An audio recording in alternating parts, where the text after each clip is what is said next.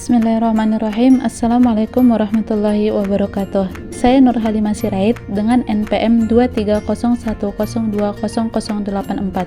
Saya dari kelas C1 Pagi, Prodi Pendidikan Agama Islam. Saya membuat video ini untuk memenuhi tugas mata kuliah Strategi Pembelajaran FAI. Dalam strategi pembelajaran terdapat banyak strategi pembelajaran, di antaranya adalah strategi pembelajaran kontekstual.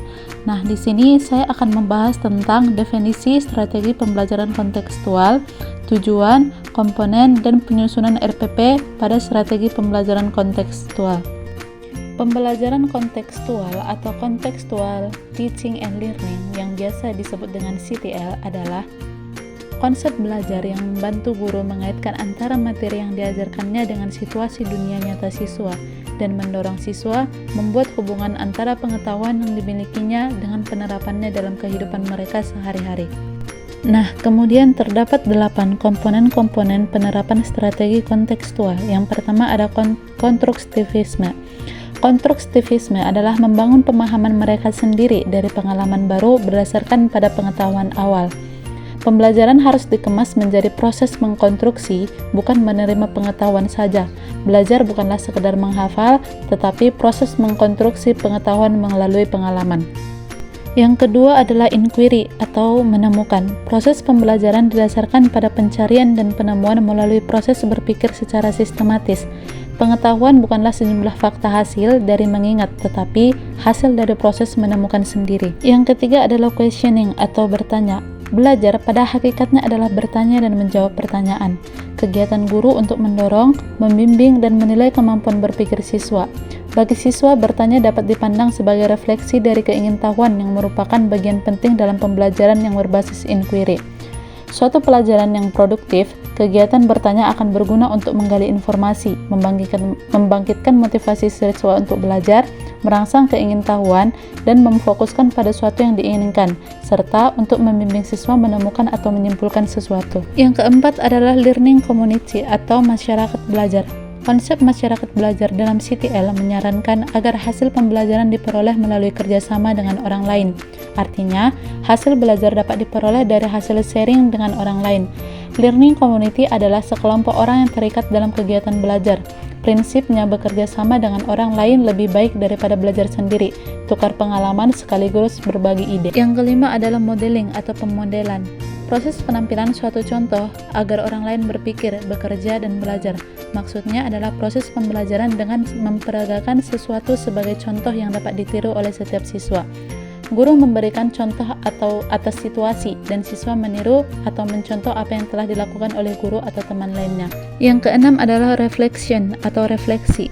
Refleksi adalah proses pengendapan pengalaman atau cara berpikir tentang apa yang telah dipelajari dengan cara mengurutkan kembali kejadian atau peristiwa pembelajaran yang telah dilaluinya.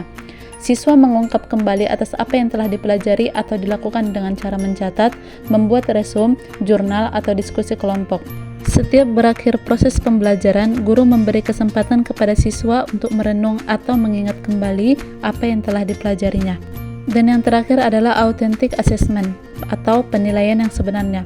CTL tidak hanya menekankan pada aspek kognitif atau intelektual saja, tetapi perkembangan seluruh aspek. Maka proses penilaiannya tidak hanya dengan tes, tetapi dapat dilakukan dengan mengumpulkan informasi perkembangan belajar yang dilakukan siswa dalam bentuk nyata. Nah, kemudian tujuan strategi pembelajaran kontekstual.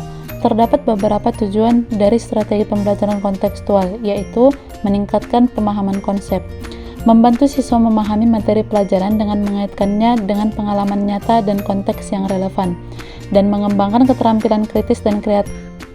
Nah, hal ini mendorong siswa untuk berpikir kritis dan kreatif dalam memecahkan masalah melalui situasi nyata yang mereka hadapi. Kemudian, tujuannya juga meningkatkan motivasi belajar, yaitu mengaitkan pembelajaran dengan kehidupan sehari-hari, dapat meningkatkan minat dan motivasi siswa untuk belajar, dan mendorong kolaborasi, mengajak siswa untuk bekerja sama dalam kelompok, sehingga mereka dapat belajar untuk memahami satu sama lain dan mengembangkan keterampilan mereka. Kemudian penyusunan RPP strategi kontekstual. Nah, dalam penyusunan RPP ini biasanya ada pendahuluan, inti, dan penutup. Dalam pendahuluan, itu guru menjelaskan kompetensi yang harus dicapai serta manfaat dari proses pembelajaran dan pentingnya materi pembelajaran yang akan dipelajari.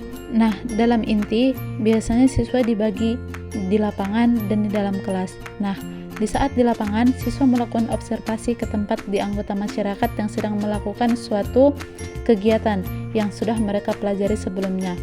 Kemudian, saat di dalam kelas, siswa mendiskusikan kembali dari hasil temuan mereka sesuai dengan kelompoknya masing-masing, dan mereka mendapatkan hasil kembali dari apa yang telah mereka lihat di lapangan. Dalam penutup, dengan bantuan guru, siswa menyimpulkan hasil observasi sekitar masalah yang mereka teliti sebelumnya. Guru menugaskan siswa untuk membuat karangan sendiri tentang pengalaman belajar mereka di saat mereka di lapangan. Nah, mungkin itu saja yang bisa saya sampaikan dari strategi pembelajaran kontekstual. Semoga bermanfaat. Assalamualaikum warahmatullahi wabarakatuh.